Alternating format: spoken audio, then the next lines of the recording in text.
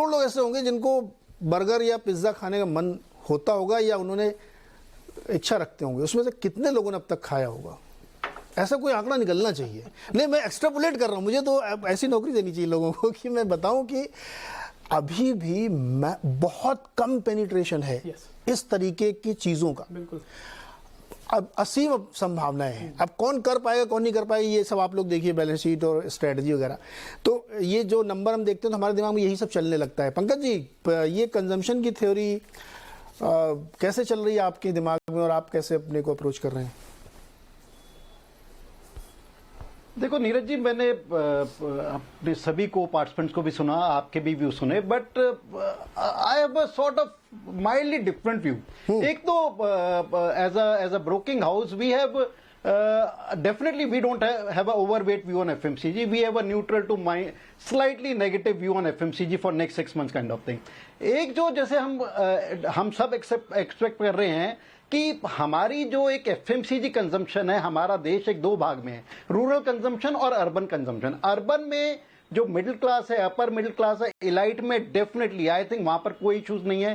Consumption में एक run चल रहा है, चाहे वो हम ऊपर से देखें, starting with real estate, luxury cars, SUV cars, scooters, EV scooters, FMCG में जो हायर प्रोडक्ट्स होते हैं उनमें बहुत सॉलिड कंजम्पशन है। बट मेरा अभी भी मानना है कि रूरल में अभी भी पेन है, अभी भी जो इन्फ्लेशन रिलेटेड पेन है, rural is still fighting that, और वहां पर पेन है, वहां पर अभी एक राइजिंग कंजम्पशन नहीं आ रही। जो आप अभी कोक की बात कर रहे थे, कोक में definitely because of rising population dynamics एक ग्रोथ मिल रही है उनको, बट उनको ग्रोथ पर कैपिटा कंजम्पशन में, राइजिंग कंजम्पशन में नहीं मिल रही। आज से 3-4 साल पहले जो बाबा रामदेव जी ने शायद कोक को एक डेंट मारा था कैंपेन करके, उस कैंपेन से अभी तक नहीं उभर के आ पाए हैं। उसके विपरीत I was talking to a dairy guy recently कि पिछले 1 साल में आप देखेंगे डेयरी और मिल्क के प्राइसेस बहुत बढ़ गए हैं। और पिछले दिनों में एक रिपोर्ट पढ़ रहा था, शायद आर कंट्री में be thinking of importing milk and milk products, वो कि शायद काफी दशकों के बाद ऐसी बात हो रही है। तो ऐसा क्यों?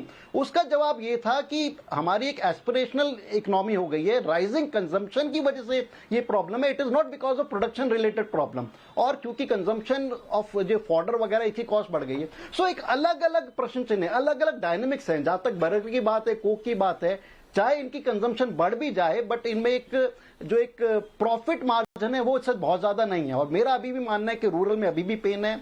मॉनसून अच्छी हो चाहे ना हो, मेरा ये मानना है कि शायद मॉनसून डिसेंट ही होगी, बट वो एक सेपरेट इशू है। बट ऑल इन ऑल मेरे को लगता है कि एफएमसीजी में एक न्यूट्रल काइंड ऑफ ग्रोथ रहेगी, और ओवरवेट होने की अभी शायद एफएमसी में जरूरत नहीं है।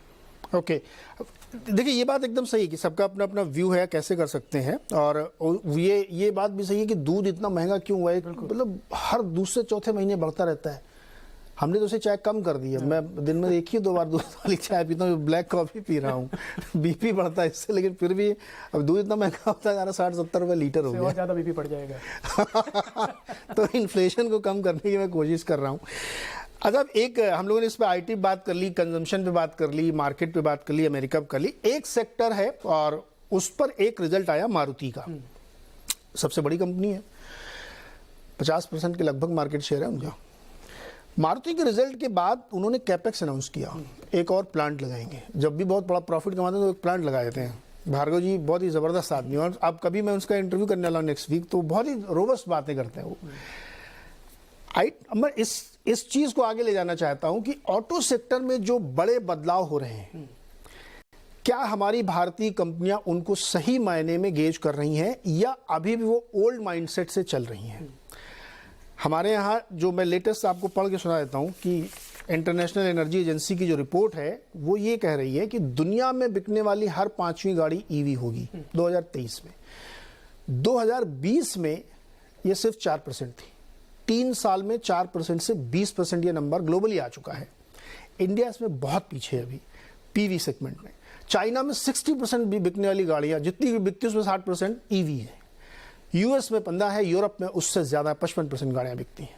हमारे यहाँ क्या बिकता है? 3 व्हीलर और 2 व्हीलर।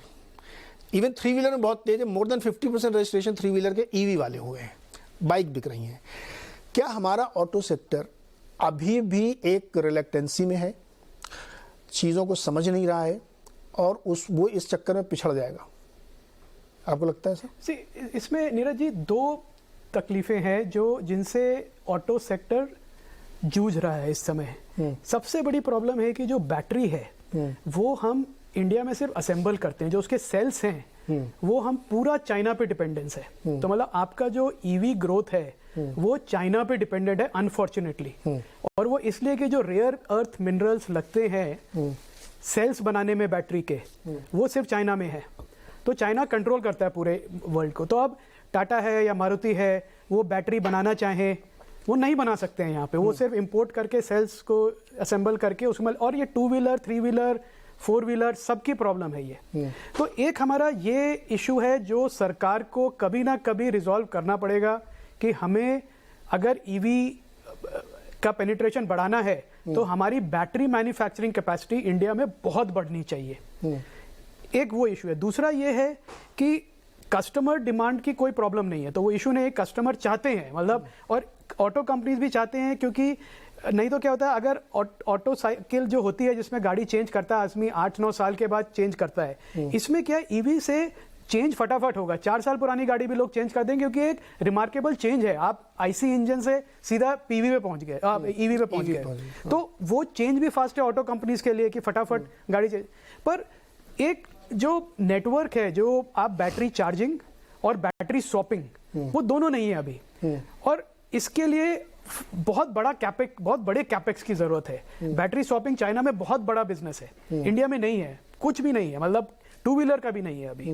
तो एक बैटरी इकोसिस्टम जब तक इंडिया में नहीं आएगा तब तक ऑटो वालों के हाथ बंधे हुए हैं और वो ज्यादा नहीं कर पाएंगे, और किसी बड़ी कंपनी को इसमें मेरा एक काउंटर क्वेश्चन है। हाँ जी, सोच सब रहे हैं, हाँ, महिंद्रा भी सोच रहे हैं, मारुति भी सोच रहे हैं, अशोक लेलैंड भी सोच रहे हैं, टाटा भी सोच रहे हैं, टाटा की बहुत सारी गाड़ियां सड़क पे दिखती हैं, सोच रहे हैं लोग, लेकिन एक रिलेक्टेंसी है। उनको लगता है कि जो हमने पुरानी लिगेसी आइस इंजन की खड़ी कर रखी लाखों करोड़ की फैक्ट्रियां, उनका क्या होगा? मुझे लगता है ये मुझे नहीं लगता, क्योंकि किसी गाड़ी का जो चेसी वगैरह है वो तो आपकी जो बॉडी है वो ठीक है। इंजन जो है ये बहुत कम लोग बनाते हैं, ये तो इंजन तो ये लोग बाहर से लेते हैं, कमिंस देता है या कोई और देता है। तो इंजन ज्यादा से ज्यादा क्या होगा, आपके जो इंजन मैन्युफैक्चरर्स हैं वो आउट ऑफ बिजनेस हो जाएंगे। आपके जो बाकी जो गाड़ी का 30-40% जो है, बॉडी, दरवाजे, सीट, ब्रेक, ऑयल के लाइट्स, वो तो सिस्टम्स वही हैं आपके, सिक्योरिटी सिस्टम। तो आपको एज ए ऑटो मैन्युफैक्चरर कोई बड़ी तकलीफ लेने की जरूरत तो नहीं फिर है। नहीं, देखिए बायर है ना। हाँ, बायर है। अगर नेक्सॉन टाटा की 15-17-18 लाख की बिक्री लोग खरीद रहे हैं, बिल्कुल ले रहे हैं, तो डिमांड की तो कमी नहीं, कोई कमी नहीं है, बिल्कुल। और लोग कर भी पा रहे हैं। सुदीप सर, ये बताइए कि जब आप लोग ऑटो कंपनीज के बारे में सोचते हैं, डिस्कशन करते हैं, तो आपके दिमाग में ये चलता है कि यार ये कंपनी ईवी के बारे में कुछ सोच रही है कि नहीं सोच रही, या अभी भी आप लोग उस फ्रेम में रहते हैं कि नहीं ये एक पुरानी 100 साल की कंपनी है, बढ़िया ये आइस इंजन पे चल रही है?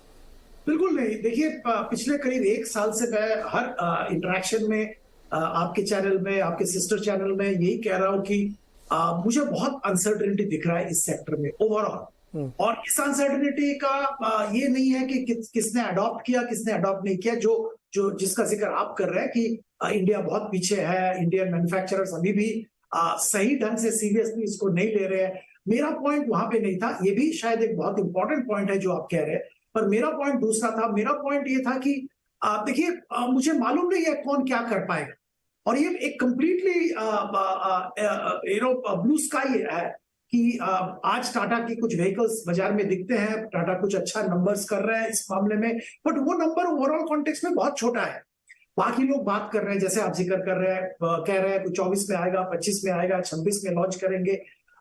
तो ये एक बहुत बड़ा अनसर्टेनिटी है। तो मैं तो निवेशक को हमेशा यही सलाह देता हूं, जिसका जिक्र अभी अभय जी कर रहे थे कि इनडायरेक्टली कर रहे थे, मैं कहता हूं कि आप एंसिलियरी पे फोकस करो, ऑटो एंसिलियरी। ऑटो में कोई भी सिकंदर बने, कोई भी राजा बने ईवी के जमाने में, आज का जो राजा है वो शायद राजा नहीं बनेगा, दूसरा राजा आएगा, पर एंसिलियरी जो कंपनी है उसका धंधा चलता रहेगा। पहली बात यह है, सारे जो एंसिलियरी कंपोनेंट्स हैं, जैसे अभी अभय जी जिक्र कर रहे थे, सारे कंपोनेंट्स उसमें भी जाएंगे। दूसरी बात यह है, उनके लिए जो लेगेसी मैन्युफैक्चरिंग है, लेगेसी प्लांट है, उसको ट्वीक करना बहुत आसान है। तीसरी बात है, they have already adopted to a great extent, क्योंकि फॉर्चुनेटली हमारे जो एंसिलरी कंपनीज है वो ग्लोबल स्केल रीच कर गए हैं बहुत केसेस में, और they are integrated with global OEMs. और क्योंकि ग्लोबल ओईएम्स ईवी मैन्युफैक्चरिंग में बहुत आगे बढ़ गए हैं, उनका मैन्युफैक्चरिंग जो हमारे जो ऑटो एंसिलरी दिग्गज कंपनीज हैं, उनका मैन्युफैक्चरिंग लाइन अभी तैयार है ईवी चेन को सप्लाई करने के लिए। तो ऑटो क्षेत्र में अगर आपको सेफ रहना है तो आपको फोकस ऑटो एंसिलरी में ही करना चाहिए। दो चीजें और बताऊं, उसके बाद पंकज जी आप जवाब दीजिए। अभी कुछ दिन पहले JLR की कमेंट्री आई थी जिसमें उन्होंने एक टाइमलाइन दी कि 2025 तक वो ईवी JLR वगैरह लॉन्च करेंगे, और एक अपना टू व्हीलर कंपनी है जिसने पूरी कंपनी को ही VRS दे दिया। उनकी प्रेस रिलीज पढ़ रहा था मैं, उसमें लिखा था कि downsizing, restructuring and grabbing the new opportunities. इसका क्या मतलब है? आपको अब समझ में आ रहा है कि पूरी कंपनी को VRS देना पड़ेगा मुझे अगर मैं समय के साथ बदला नहीं तो? मैं यही तो कह रहा हूं कि सोच नहीं रहे लोग। पंकज जी। देखो नीरज जी, आपकी बात बिल्कुल सही है। देखो एक बहुत बड़ा एक चेंज आ रहा है ऑटोमोबाइल इंडस्ट्री में अगर हम बात करें, एंड आई थिंक बिल्कुल पिन पॉइंट जवाब शायद किसी के पास भी नहीं है, चाहे वो ऑटोमोबाइल के जो मार्केट लीडर्स हैं उनके पास भी नहीं है। मारुति ने खुद ये कहा अभी थोड़े दिन पहले, शायद अगर हम बात करें जैसे कि एसयूवी में वो काफी पिछड़ गए थे। रिसेंटली मारुति सेट कि हाँ शायद हमने जो एक एस्पिरेशनल चेंज आ रहा था हमारी कंट्री में वो शायद हम ठीक से गेज नहीं कर पाए, and they are catching up with that. अब 2023 में बहुत सारे वो छोटे बड़े एसयूवी ला रहे हैं, and they plan to capture about 20-25% of the SUV market in India. इसी तरह जो ईवी मार्केट है ये भी एक रिलक्टेंस के साथ इंडिया में आ रही है। नॉट टू फॉरगेट कि अभी भी जो cost of acquisition of EV अगर हम कार्स की बात करें रिलेटिवली काफी हाई है। अगर हम एक अच्छी बड़ी एसयूवी की बात करें वो अभी भी डीजल या पेट्रोल की एसयूवी से ऑलमोस्ट डबल द कॉस्ट है। और इंफ्रास्ट्रक्चर की जो भी हम थोड़ी देर पहले बात कर रहे थे, इट्स लाइक कि पहले मुर्गी आई या पहले अंडा आया। Infrastructure, charging infrastructure, related infrastructure अभी भी काफी पुअर है हमारी कंट्री में। अगर मेरे को भी as a person sitting in a state like Delhi, मैं भी अभी रिलेक्टेंट रहता हूं, क्या मैं ईवी गाड़ी दिल्ली से अगर 200-300 किलोमीटर दूर ले गया तो क्या आसानी से वापस ला पाऊंगा? क्या मेरे को चार्जिंग स्टेशन वगैरह आसानी से मिल पाएंगे? नहीं मिल पाएंगे। So I think there are issues, battery related issues है। गडकरी जी ने खुद कहा कि बैटरी की कॉस्ट अभी काफी हाई है और हम एक्सपेक्ट कर रहे हैं कि अगले 2-2.5 साल में ये 50% रिडक्शन आएगी। सो एक मूवमेंट है उसकी तरफ। बट अगर हम खाली एक एज ए इन्वेस्टर बात करें, एज अ ब्रोकर बात करें, एज ए इक्विटी पर्सन बात करें, क्या it is right time to get into those kind of stock जो इक्विटी में थोड़ा सा फास्ट भाग रहे हैं, से समथिंग लाइक टाटा मोटर, और ऐसे इक्विटी से बाहर निकल जाएं जो इसमें पिछड़े हुए से something like Maruti? It's a difficult call, but definitely we are moving towards EV market, and let's see. हमारी कंट्री की डायनेमिक्स बहुत डिफरेंट है विज़ से यूएस और चाइना। यूरोप में भी अगर हम देखें तो ईवी इतना स्ट्रॉन्ग परसेंटेज नहीं है जितना यूएस और चाइना में है। So I think we have to look forward to that, but I think it's still reluctant slow kind of game, और अगले 2 साल में ज्यादा इवॉल्व होगा। बड़ी इंटरेस्टिंग डिस्कशन है अभय जी। एक इस शो को खत्म करने से पहले एक जानकारी और एक चीज मैं शेयर करूं आप लोगों के सामने। यूरोपियन यूनियन ने एक कार्बन टैक्स लगा दिया है, 2026 से वो इंप्लीमेंट हो जाएगा। तो आपस में वो करेंगे और दुनिया भर से जो भी माल वहां भेजेगा उस पर कार्बन टैक्स लगेगा, इंक्लूडिंग भारत, चाइना, सबके ऊपर लगेगा। पॉइंट यहां पे ये नहीं कि कौन सी चीज महंगी कौन सी चीज सस्ती है, हम अभी बना नहीं पा रहे हैं। मेरा सवाल ये है कि कल को आप यूरोप में कैसे एक्सपोर्ट करेंगे, भारत की स्टील कंपनियां क्या करेंगी? आपको कार्बन टैक्स भरना पड़ेगा। ESG कंप्लायंस इतने सख्त हो चुके हैं पूरी दुनिया में कि आपकी कंपनी में निवेश नहीं आएगा। तो ये एक ऐसा चैलेंज खड़ा हो रहा है जिसके बारे में मुझे दिक्कत जानते क्या है, मुझे कोई प्रोएक्टिव अप्रोच नहीं दिखता। बिल्कुल ठीक बात। नीति आयोग ने आज से 5-6 साल 7 साल पहले सभी टू व्हीलर कंपनियों से कहा था कि मुझे अपना प्लान दीजिए कि आप लोग कैसे ट्रांजिट कर रहे हैं उस ईवी में। कोई गया ही नहीं प्लान लेके, रिलेक्टेंसी है। अरे देखेंगे अभी तो 10-15 साल पेट्रोल डीजल चलेगा। सर ये दोनों तरफ से बातें। अब आप जी ईवी टू व्हीलर से बात करें, वो कहते हैं कि हमारे फेम की सब्सिडी नहीं देते। फेम की सब्सिडी रुकी पड़ी है, ले नहीं रहे लोग क्योंकि दे नहीं रहे, क्योंकि ये भी इस पे भी एक दिन डिस्कशन करेंगे। लेकिन ईवी का डिस्कशन बड़ा इंटरेस्टिंग था। सर समय एकदम समाप्त हो गया है और बहुत अच्छा चर्चा थी यहाँ पे। उम्मीद करते हैं कि आपको बहुत इसमें मदद मिली होगी। जितने भी स्टॉक्स के नाम लिए गए इसमें से कोई रिकमेंडेशन नहीं है, आप अपने हिसाब से रिसर्च करें, अपने एनालिस्ट से बातचीत करें। बहुत बहुत शुक्रिया। स्वस्थ रहिए, मस्त रहिए, आनंद करिए, लॉन्ग वीकेंड है, एंजॉय करिए।